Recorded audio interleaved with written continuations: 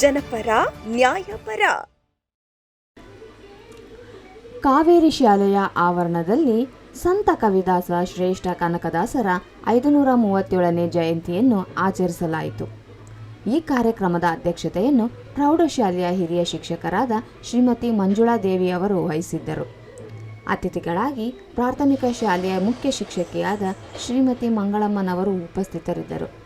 ಶಿಕ್ಷಕರುಗಳಾದ ಶ್ರೀ ವೆಂಕಟೇಶ್ ಮತ್ತು ಅಶ್ವಥ್ಜಿ ಅವರು ಕನಕದಾಸರ ಕುರಿತು ಮಾತನಾಡಿದರು.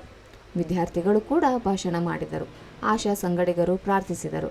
ಅಭಿನವಿಯು ಸ್ವಾಗತಿಸಿ, ಅಪ್ಸನಾ ಬಾನು ನಿರೂಪಿಸಿ, ಕೊನೆಯಲ್ಲಿ ಕೀರ್ತನರವರು ವಂದಿಸಿದರು.